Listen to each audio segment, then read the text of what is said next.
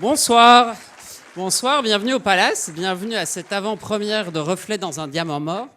Je suis très heureux de pouvoir introduire cette séance. Heureux parce que moi j'ai découvert il y a quelques années le travail d'Hélène Catet et Bruno Forzani avec leur premier long-métrage Amer, qui était présenté à l'époque, moi j'avais découvert à Namur, au Festival du film francophone de Namur. J'étais alors critique cinéma, c'était une autre vie, et j'étais très meurtri de me rendre compte que leur film n'était pas distribué. J'ai été très triste sur L'étrange couleur des larmes de ton corps, exactement pour la même raison. Et puis pour laisser branler les cadavres un petit peu, mais là j'ai changé tout doucement de casquette et on était très heureux au Palace de pouvoir à l'ouverture présenter quelques séances du film. Là où on était plus chagriné, c'est que les premiers temps du Palace étaient un peu compliqués et qu'on aurait bien voulu présenter le film dans la grande salle, mais on n'avait pas trop de spectateurs.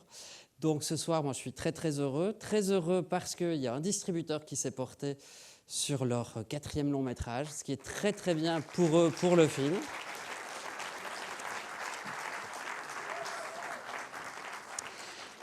Et je suis très heureux que vous puissiez le découvrir ici dans la grande salle. Ça a été mon cas et j'étais très heureux. Voilà, donc, trêve de dire que je suis très heureux.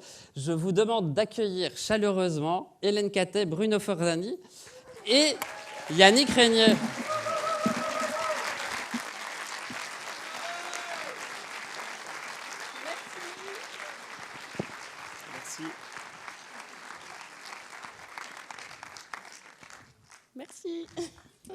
Merci. Wow, c'est cool, merci d'être là. Alors, la question, est-ce que maintenant vous êtes au 4e long métrage, vous êtes plus à l'aise quand vous devez parler de vos films ? Bof. Moi, ça va un peu mieux quand même, mais... Oui, c'est un peu moins pire. Ouais. Quand c'est en français, ça va. Ouais. J'aurais aimé voir leur début, alors si c'est comme ça maintenant et que ça s'est amélioré, ah bah dis donc. Merci Yannick. Ce qui avait de très drôle, c'est que quand l'un commençait une phrase, l'autre la continuait. Ça se fait plus trop. Oh, si, quand même. Ah ouais, non, d'accord, ok. On est toujours d'accord, en tout cas, ça n'a pas changé. Ouais. Alors, du coup, moi, je veux bien savoir, parce que l'idée est de faire une longue introduction, comme ça, vous pourrez nous rejoindre après la projection, et on ne râlera pas de voir, je n'engueulerai pas les gens qui partiraient pendant la question-réponse. Voilà. Du coup, moi, je veux bien connaître l'origine de ce film, qui est donc une adaptation, qui n'a pas forcément été facile à mettre en place, d'un point de vue productionnel, en tout cas... Une adaptation. Ce n'est C'est pas pas une adaptation, Ben c'est voilà, un scénario ça, original. Ne l'écoutez surtout pas, il raconte n'importe quoi. Donc, non, en fait, on a vu un film en 2010 qui s'appelait Road to Nowhere de Monty Hellman, à l'intérieur duquel se trouvait Fabio Testi, qui est donc un acteur légendaire italien qu'on connaissait beaucoup des films des années 60 et 70. Et là, quand on a vu ce film, il nous faisait penser à Sean Connery. Et il était vêtu tout de blanc avec un Panama, et il nous faisait aussi donc penser à Dick Bogart dans Mort à Venise. Et nous nous sommes dit... Et pourquoi pas faire notre Mort à Venise avec un ancien agent secret. Et donc voilà, donc c'est effectivement l'histoire d'un ancien agent secret qui revoit défiler toute sa vie. Voilà. Ouais, t'as tout spoilé. Ah, oui, d'accord. On m'a interdit de pitcher le film. Ah voilà, merci. On va y aller. Hein. Ouais, Yannick, vas-y Yannick. Non mais comment ils arrivent à faire des films, je ne comprends pas. Non, mais c'est un miracle, vous allez assister à un miracle, parce que c'est quand même un sketch. C'est, oui, alors là, on est les Marx Brothers, tout à fait. Comment est-ce qu'ils vous ont présenté le film ? Ils m'ont présenté, je les ai rencontrés au Supra-Bailly. Ils m'ont contacté par mail parce qu'ils n'ont pas de téléphone. Ils ont rien, donc ils m'ont envoyé un mail. Il me dit rendez-vous telle heure, telle date. Et je me suis assis, on a pris un café. Je connaissais leur cinéma. J'avais découvert leurs affiches dans le dernier vidéoclub de Bruxelles, le Vidéo Express de Rouen, qu'on adore tous. Voilà. Ouais. Et je connaissais leurs affiches de films. J'avais vu leur cinéma. Et donc je les rencontre et ils me disent: est-ce que tu veux incarner James Bond ? Alors là, je vais vous dire que ça fait... Ben ouais, et là, on a commencé à travailler, et c'est comme ça que ça s'est fait. Et puis, je me doutais bien qu'avec eux, ce serait pas, ce serait pas un nouveau James Bond, ce serait quelque chose de tout à fait particulier, unique, et c'est ça qui m'a complètement emballé. Ok. On va faire un ping-pong, en fait, Oui. avec une table un peu étrange. Alors, votre premier film abordait, à mon sens, les questions de sexualité, qu'on retrouvait un peu également dans le second. Je trouve que vous avez une manière ici de filmer les corps qui est assez intéressante, qui est d'autant plus intéressante que vous n'objectualisez jamais le corps féminin, mais par contre, vous le faites du corps masculin. Est-ce que c'est conscient ou pas ? Non. Moi, j'étais pas au courant. Moi, j'étais pas au courant de ça. On essaie d'être équitable dans les représentations des corps. Donc on a des discussions à ce sujet. Voilà. Après, effectivement, la thématique était différente de Amer et l'étrange couleur. Et ouais. Non, voilà, oui, c'est quand même des questions qu'on se pose. Je sais que quand on faisait nos courts-métrages, le premier, c'était un homme qui se faisait tuer. Deuxième, c'était une femme. Troisième, c'était un homme. On a toujours été très pour l'égalité des sexes, voilà. Et donc, Yannick, vous n'étiez pas au courant qu'il y avait une sorte de réification du corps masculin ? Si, parce que quand ils m'ont rencontré, ils m'ont dit « ça va, tu ressembles à Fabio Testi ».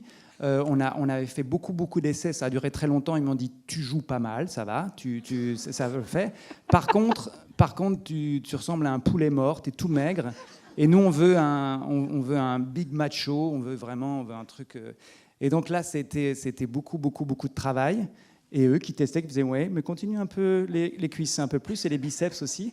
Et pour arriver à ce qu'ils voulaient de leur image parfaite de ce héros qu'ils avaient imaginé.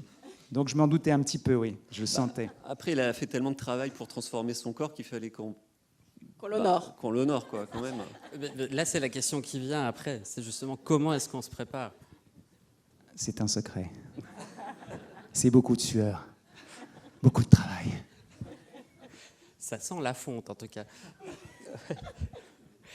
Non, mais c'était une préparation. Effectivement, il y avait l'aspect physique, mais vous verrez ce film. Il y avait aussi l'idée de se préparer, d'atteindre ce qu'étaient les héros des années 80, de ces hommes qui avaient tout d'un coup aucune faille. Et il fallait, moi qui suis d'un naturel plus doux et parfois timide, pas toujours, mais donc il fallait aussi me préparer psychologiquement à ça, et la préparation physique m'a transformé psychologiquement, ma voix, beaucoup de choses, et donc voilà, c'est Claire, ma femme, qui était ravie.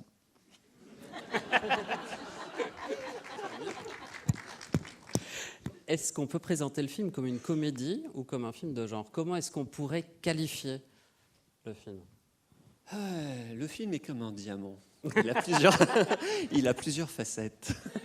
Donc il y a de la comédie, il y a de l'action, il y a de l'érotisme, du psychédélisme, il y a du fantaisie, de la violence. Ah oui. Il y a de la violence, oui, de l'humour, de l'amour.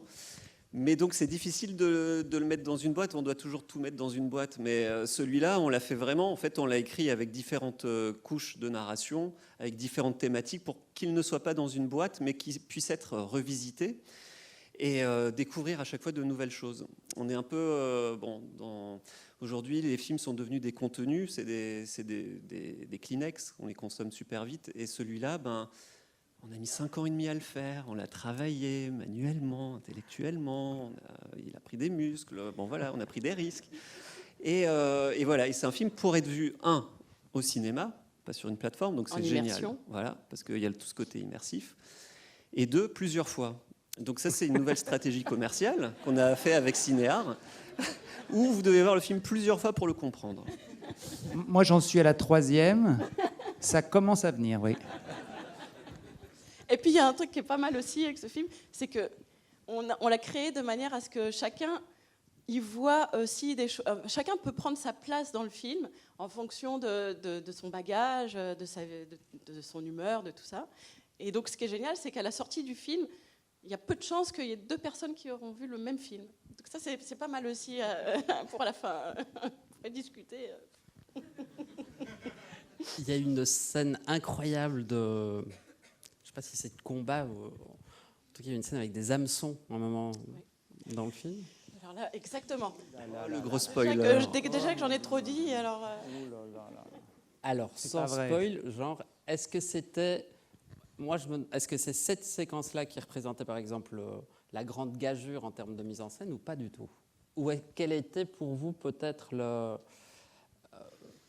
le défi sur le film? Bah, carrément. Pour nous, c'était le gros challenge. On n'avait jamais fait des scènes de fight. Ouais, mais tu vois, Fight. Pas d'hameçon, j'ai pas dit C'est d'hameçon. en anglais qu'on comprend pas. Mais Ouais, voilà. spoil.